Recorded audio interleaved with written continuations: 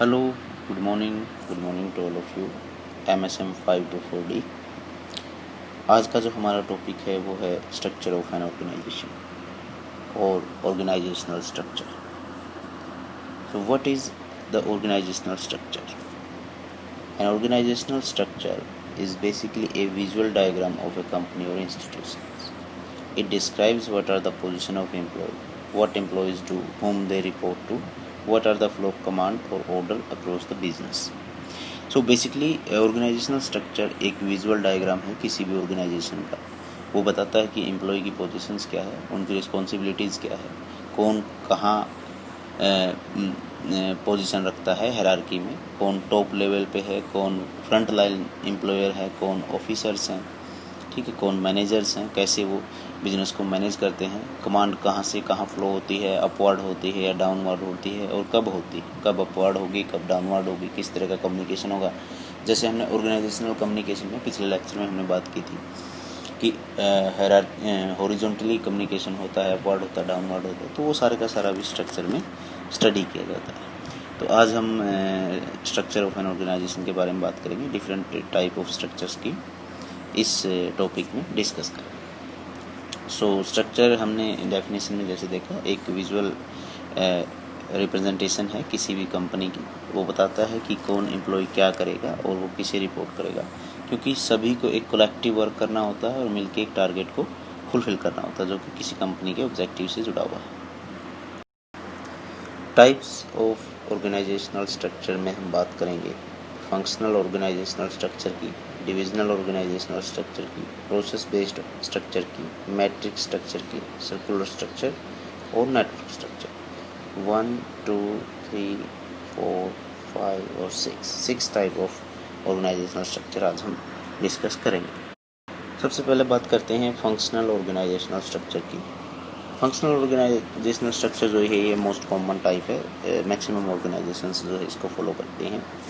ये basically departmental होता है, इसमें डिफरेंट डिपार्टमेंट होते हैं। जैसे मान लो हम स्ट्रक्चर की बात करें तो मान लो ये CEO है, कमांडिंग ऑफिसर है, ये मार्केटिंग डिपार्टमेंट है, ये सेल्स का डिपार्टमेंट है, मान लो ये अकाउंट का डिपार्टमेंट है, तो manager of sales, manager of account, marketing और ये अकाउंट। तो अलग अलग डिपार्टमेंट अलग अलग तरह से अपना कार्य करता है। ये एक ही फील्ड के स्पेशलाइज होते हैं, मतलब इनका फंक्शन जो है ये सेल्स का फंक्शन करेंगे, ये मार्केटिंग का फंक्शन करेंगे और ये अकाउंट का फंक्शन करेंगे। कम्युनिकेशन फ्लो जो है वो डाउनवर्ड होता है, यानी कमांड ऊपर से आती है और फ्रंट लाइन एम्प्लॉयर तक जाती है। ये फ्रंट लाइन एम्प्लॉयर है और ये है ऑफिसर्स, ठीक है। तो एक हायरार्की है, यहाँ फ्रंट लाइन एम्प्लॉयर है और ये टॉप पे जो है ऑफिसर्स हैं, तो इसमें एक हायरार्की मेंटेन की गई। इसके बाद नेक्स्ट जो है हमारे पास वो है divisional structure, divisional organizational structure. Divisional organizational structure जो है इसके सब पार्ट हैं 3। एक प्रोडक्ट बेस्ड डिवीजन हो सकती है, मार्केट बेस्ड डिवीजन हो सकती है और जियोग्राफिकल बेस्ड डिवीजन हो सकती है किसी भी कंपनी की। तो प्रोडक्ट बेस्ड डिवीज़न में मान लो एक कंपनी अलग अलग तरह के प्रोडक्ट बनाती है, वो इलेक्ट्रॉनिक्स प्रोडक्ट भी बनाती है, वो होम्स गुड भी बनाती है, या फिर वो कोई बेवरेज या दूसरी जो है फूड से रिलेटेड आइटम भी बनाती है। तो प्रोडक्ट के टाइप के अकॉर्डिंग उसकी डिवीज़न बनाई जाती है अलग अलग। मान लो ये यहाँ CEO है, ठीक है, किसी भी कंपनी का, ये एक डिवीज़न है इनकी, मान लो इलेक्ट्रॉनिक्स की डिवीज़न है इसी कंपनी की, ठीक है। तो ये एक डिवीज़न अलग से होगी, ठीक है। ये मान लो डिवीज़न है इसकी कोई होम अप्लायंस की, ठीक है, ये एक डिवीज़न अलग होगी। और ये एक डिवीज़न इसकी मान लो फूड प्रोडक्ट की, तो ये एक डिवीज़न अलग होगी। तो डिविजनल स्ट्रक्चर मीन्स कि किसी भी कंपनी की अलग अलग डिवीज़न है, उनको मैनेज करने के लिए अलग अलग तरह के एम्प्लॉयज़ की रिक्वायरमेंट है। मानो इलेक्ट्रॉनिक स्पेशलिस्ट की रिक्वायरमेंट है, जो होम अप्लायंस से संबंधित है उन लोगों की रिक्वायरमेंट है, जो फूड के एक्सपर्ट हैं उन लोगों की रिक्वायरमेंट है। तो इस तरह से किसी भी कंपनी के अलग अलग डिवीज़न बेस उसको बना के रखना, वो डिविजनल स्ट्रक्चर कहलाता है। मार्केट बेस की अगर हम बात करें, ये डिफरेंट मार्केट के अकॉर्डिंग डिवीज़न है। जैसे मार्केट अकॉर्डिंग कैसे, मैं बताता हूँ आपको कि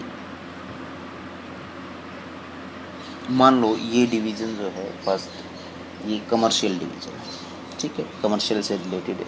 जो है वो करेगी। ये मान लो रेजिडेंशियल जो डोमेस्टिक है उससे रिलेटेड डिवीज़न है, और ये मान लो गवर्नमेंट फंक्शन है उनको देखिए, गवर्नमेंट से रिलेटेड डिवीज़न है। तो इस तरह से मार्केटिंग का अलग अलग हो गया, कमर्शियल मार्केट हो गई, ठीक है, ये रेजिडेंशियल हो गई, और ये गवर्नमेंट मार्केट हो गई। तो अलग अलग तरह से मार्केट बेस्ड जो है डिवीज़न बनाई जाती है, तो उसको market based divisional organizational structure बोला जाता है, ठीक है। जोग्राफिकल जैसा नाम से ही पता लग रहा है कि मान लो एक ही कंपनी की अलग अलग एरिया में विंग है, मान लो ये नॉर्थ इंडिया में है, ये साउथ में है, ये मान लो आपकी ईस्ट में, ठीक है। तो इस तरह से मान लो अगर इंडिया में ही अलग अलग जगह हो या पूरे वर्ल्ड में मान लो एक कंपनी किसी दूसरे देश में अपनी ब्रांच खोले हुए हैं, तो जोग्राफिकली अगर डिवीज़न अलग अलग हैं तो उसको जोग्राफिकल स्ट्रक्चर बोलते हैं। तो डिविजनल जो स्ट्रक्चर है वो 3 टाइप से होता है, जिसमें प्रोडक्ट बेस्ड, मार्केट बेस्ड और जोग्राफिकल बेस में उसको डिवाइड किया जाता है। इसके बाद आता है हमारे पास process based structure. Process based structure क्या होता है, इसमें basically end to end flow of different process होता है। जैसे मान लो एक प्रोसेस उससे पहले वाले प्रोसेस पे डिपेंड, या एक डिपार्टमेंट उससे जो फर्स्ट उससे पहले जो डिपार्टमेंट आता है हायरार्की में उस पर डिपेंड है, या उसके पैरेलल जो हॉरिजॉन्टली आता है उस पर डिपेंड है। जैसे कि बेसिकली एडवर्टाइजिंग एजेंसीज में ऐसा होता है कि एक आर्ट डिपार्टमेंट होता है, एक रिसर्च डिपार्टमेंट होता है, रिसर्च के बाद जो है एक प्रोडक्शन डिपार्टमेंट है, ठीक है, अकाउंट एंड फाइनेंस अलग है। तो इस प्रकार से एक डिपार्टमेंट दूसरे डिपार्टमेंट पे डिपेंड है, एंड टू एंड प्रोसेस है, यानी एक के बाद दूसरे के पास जाएगा प्रोसेस, उसके बाद तीसरे के पास, और उसके बाद लास्ट डिपार्टमेंट जो उसको फाइनलाइज करेगा उसके पास जाएगा। तो ये प्रोसेस बेस का मतलब है, जैसा इसके नाम से हमें पता लग रहा है कि एक प्रोसेस को डिफरेंट डिफरेंट डिपार्टमेंट मिल के करते हैं, वो एक दूसरे पे जो है प्रोसेस एक दूसरे से होती हुई जो है प्रोसेस पूरी होती है। जैसे मान लो ये कंपनी के ऑफिसर्स हैं, सीईओ, तो मान लो ये एक डिपार्टमेंट है रिसर्च का, जो रिसर्च करता है, ठीक है, ये प्रोडक्शन का है, और ये मान लो डिस्ट्रीब्यूटिंग का है। तो इस तरह से पहले रिसर्च होगी, क्या रिक्वायरमेंट है कंज्यूमर की, मार्केट का क्या किस प्रकार का सिनेरियो है, या प्रोडक्ट जो है वो कहाँ लाई करता है, क्या क्या चीज़ें जो है वो कंपनी को सुधारनी है, या क्या क्या चीज़ें वो जो ऐड करनी है कंपनी को। तो इस प्रकार का काम है इस डिपार्टमेंट का। इसके बाद प्रोडक्शन डिपार्टमेंट, और फिर डिस्ट्रीब्यूशन डिपार्टमेंट। तो इस तरह से एक डिपार्टमेंट दूसरे डिपार्टमेंट पे डिपेंड है, और एंड टू एंड प्रोसेस, ठीक है। किसी भी प्रोसेस को करने के लिए एक डिपार्टमेंट, फिर उसके बाद दूसरा, फिर उसके बाद तीसरा, चौथा, जितने भी डिपार्टमेंट है रिक्वायर्ड है किसी प्रोडक्ट के लिए। तो इस प्रकार से आप प्रोसेस बेस्ड स्ट्रक्चर को बता सकते हैं। अब हम बात करते हैं मैट्रिक्स स्ट्रक्चर के बारे में। देखिए, मैट्रिक्स स्ट्रक्चर जो है वो ट्रेडिशनली फंक्शनल अप्रोच स्ट्रक्चर से और हायरार्किकल ट्रेडिशनल स्ट्रक्चर जो हम अभी तक करते हैं उससे थोड़ा डिफरेंट है। हायरार्किकल स्ट्रक्चर में क्या होता है, वहाँ ड्यूल रिपोर्टिंग रिलेशनशिप नहीं होता है एम्प्लॉय और कंपनी के बीच, लेकिन यहाँ पे ड्यूल रिपोर्टिंग रिस्पॉन्सिबिलिटी होती है। जैसे इसमें वर्टिकली लाइन भी आएंगी जिनको प्रोडक्ट बेस्ड लाइन बोलते हैं, और इनको फंक्शनल बेस्ड लाइन बोलते हैं। ये फंक्शनल बेस्ड, तो एक ही एम्प्लॉयज़ ड्यूल रिपोर्टिंग रखता है, उनको यहाँ भी रिपोर्ट करना रहता है और यहाँ भी रिपोर्ट करना रहता है। कमांड्स यहाँ से भी आती हैं, ठीक है, और कमांड यहाँ से भी आती है। इस तरह से सीईओ है, मतलब मार्केटिंग डिपार्टमेंट है, सेल्स का डिपार्टमेंट है, मतलब सर्विस डिपार्टमेंट है।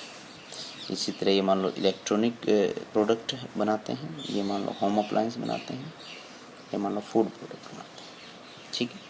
तो ये एक अलग डिपार्टमेंट हो गया इलेक्ट्रॉनिक को लेके, ठीक है। ये मेन मार्केटिंग हो गया, तो ये एम्प्लॉयज़ यहाँ भी रिपोर्ट करेगा, यहाँ भी रिपोर्ट करेगा,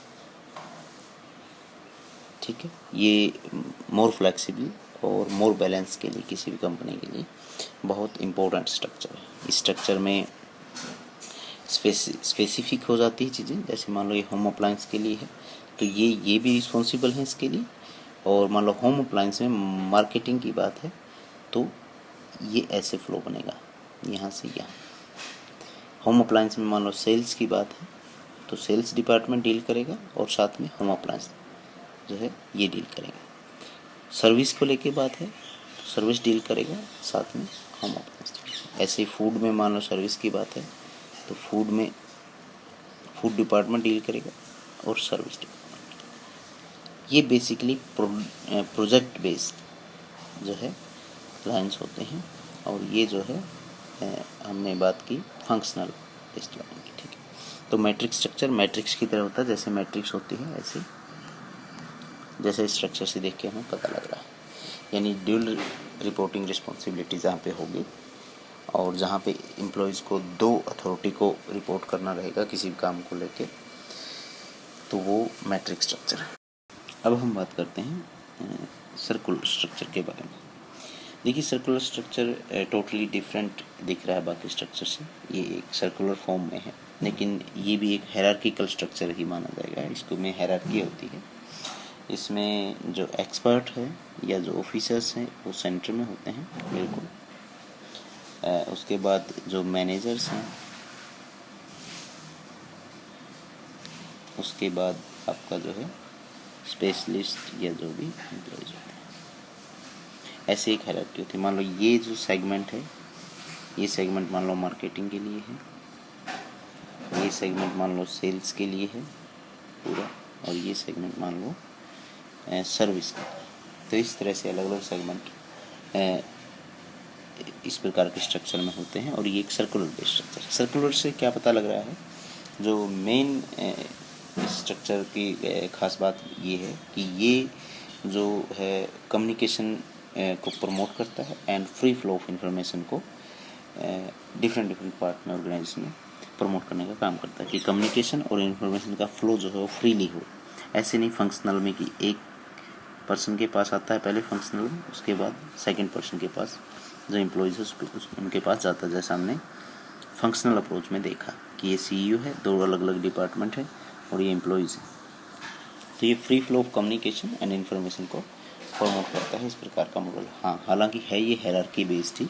इसमें सेंट्रलाइज जो है ऑफिसर्स हैं और उसके चारों तरफ जो स्प्रेड सेगमेंट हैं डिफरेंट, उसमें जो है अलग अलग मैनेजर्स और स्पेशलिस्ट होते हैं उस काम के।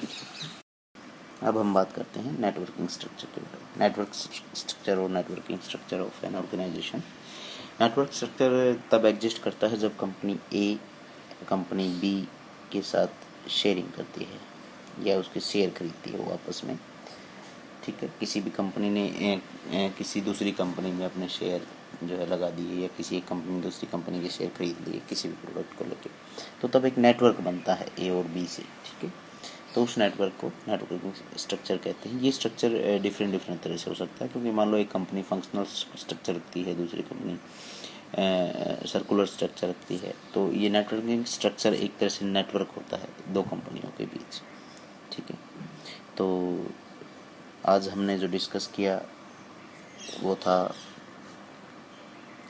ऑर्गेनाइजेशनल स्ट्रक्चर के बारे में, जिसमें हमने टाइप ऑफ ऑर्गेनाइजेशनल स्ट्रक्चर की, फंक्शनल ऑर्गेनाइजेशनल स्ट्रक्चर के बारे में बात की कि कैसे फंक्शन में एक हायरार्की होती है। डिविजनल ऑर्गेनाइजेशनल स्ट्रक्चर के बारे में बात की कि अलग अलग डिविजन्स होते हैं, प्रोडक्ट बेस्ड, मार्केट बेस्ड और geographical based. Process based structure के बारे में बात की, जिसमें हमने बात की कि एक ही प्रोसेस को लेके डिफरेंट डिपार्टमेंट इन्वॉल्व होते हैं, एंड टू एंड प्रोसेस होती है।